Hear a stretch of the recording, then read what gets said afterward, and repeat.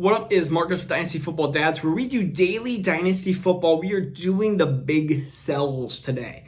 And when I mean sells, we're not going to do the easy sells like, of course, Julio Jones, Todd Gurley.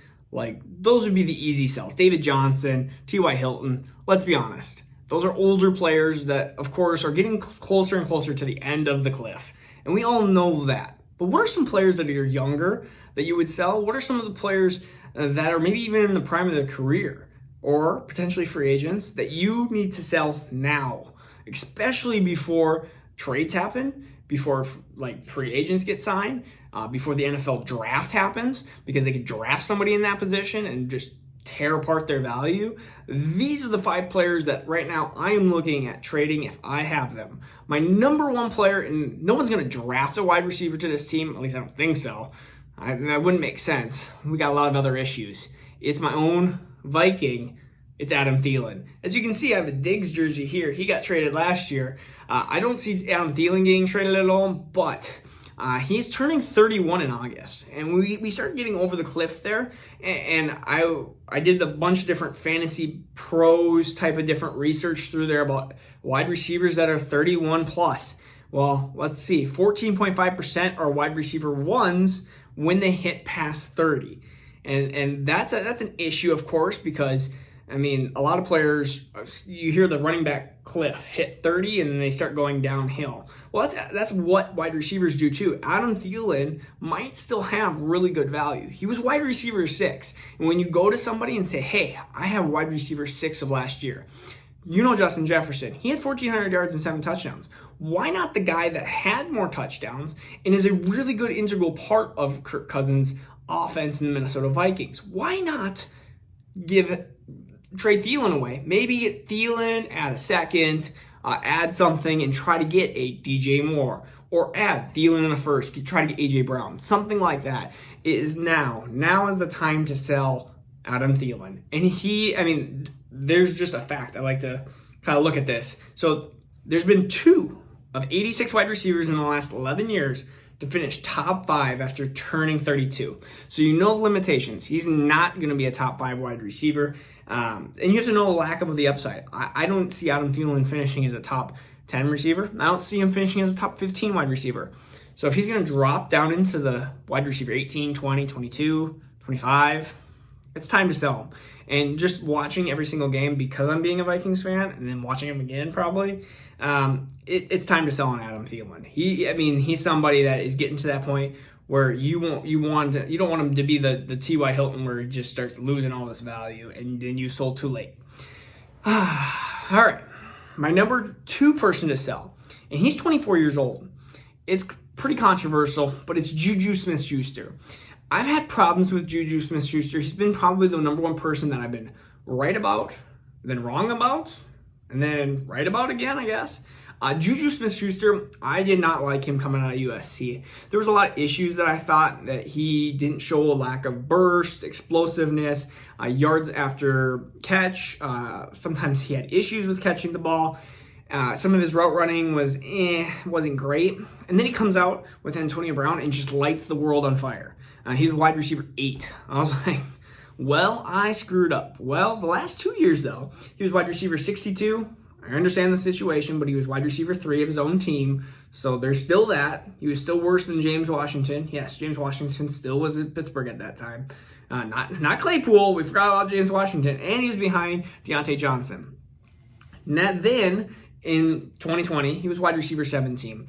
Honestly, I see him in a situation where he's going to get some money. He's going to go to a team in free agency, but I don't see him being that elite wide receiver. And this goes back to tape from the draft day and from day 1.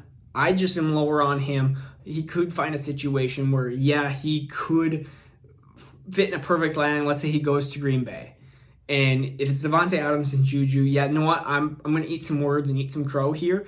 But if he goes into a bad situation, let's say he goes to the Bears or something like that, which I don't like that situation, then we could definitely see his value drop. So Juju SmithSchuster is somebody that I personally, maybe it's just, people have personal vendettas against people. Juju's is just not my guy. He's just not the type of player, wide receiver that I want on my team. But number 3, let's get to number 3, Chris Carson. And Chris Carson, in September, he's going to turn 27 years old. The biggest problem with Chris Carson is I don't see him resigning with Seattle longer than a year. He might be at Seattle for a year, one more year. But then he's going to have Rashad Penny come back. He's going to have DJ Dallas still there. Is Carlos Hyde still going to be there? Are they going to draft a running back? I mean, Seattle could realistically draft a running back coming up in this draft, and that would be a huge downfall for Chris Carson. Chris Carson, 16.1 points in PPR in 2020. So had a really good points per game basis, and something you could tell the prospective buyer saying, hey, I have Chris Carson. He was basically a running back 1-ish when he's healthy. He's not very healthy been lately, so that's a big problem. Seattle was number 1 in run plays in his tenure with that 52.44%. You can't find a team that's going to be like that. I don't see Chris Carson seeing the bulk, not the bulk. I don't see him being I'm going to take 70% of the carries. I'm going to take 65% of the carries. I see him being in a running back committee, kind of like how Melvin Gordon turned out into Denver, but not as nearly as good as Melvin Gordon. Melvin Gordon was a first-round draft pick. He was super good coming out of Wisconsin. Chris Carson was either 7th round or undrafted. I think he was undrafted. So he doesn't really have high draft capital, and he's going to find himself in a worse situation. So trade him now. He's a free agent. Just trade him. Get what you can. If you can get running back 2 value, trade him. All right. Now this guy, he was probably drafted really high in your rookie drafts a couple of years ago, but it's David Montgomery. And he's only 24 as well. So we have Juju, who's 24, and we have David Montgomery, who's turning 24 in June. My biggest issue with David Montgomery, there's a couple of different issues with him, but my number 1 is he doesn't get yards per carry. 3.7 his rookie year, 4.3 his sophomore year at Chicago. We don't know what's really going on with Chicago. They're not a great team.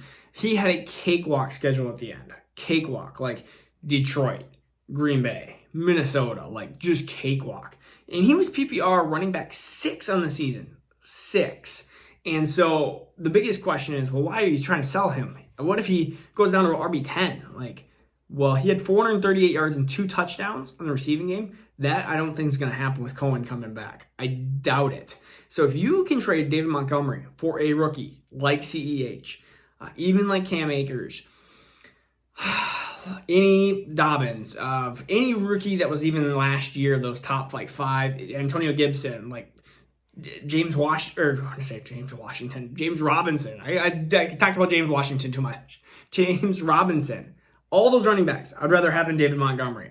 David Montgomery doesn't look amazing on tape. He got better towards the end of the year, but also cakewalk schedule. So trade David Montgomery. All right, my last one, number 5.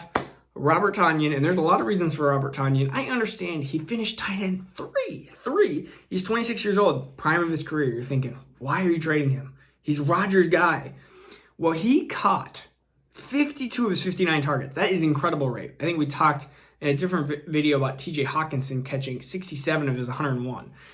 So Hawkinson had 101 targets. Tonyan had 59. 59 targets is 24th among tight ends. You got to go where the targets are a lot of times. If you're not getting thrown the ball, you have less chances of repeating success, and you have less chances of keep scoring with success. So he ranked 24th among tight ends with targets, and also Rodgers had a 9.1 touchdown percentage per pass. That's not going to happen. His average rate is about 6.3 for his career, so he's going to regress. Those 11 touchdowns he had, he's not going to have 11 touchdowns next year. They're also probably going to find a wide receiver in the draft, or Aaron Rodgers might complain on social media for the next 5 months. And I would too if I was Aaron Rodgers and they didn't draft him a wide receiver. Draft him a wide receiver. I'm a Vikings fan. I don't even want you to draft him a wide receiver as a Green Bay fan. Just do it for him. Or just let him go to a different team, because we don't want to deal with him as a Vikings fan. I don't want to deal with Rodgers for the next 4 more years or something like that. I'd rather have Jordan Love to go against. Anyways, sidebar. That is it. That is my top 5 sells. We're going to do top 5 buys as well. So if you like this video, please subscribe. We're going to keep doing daily videos all the way through the year. So keep on the lookout. All right, we'll see you next time. Peace out.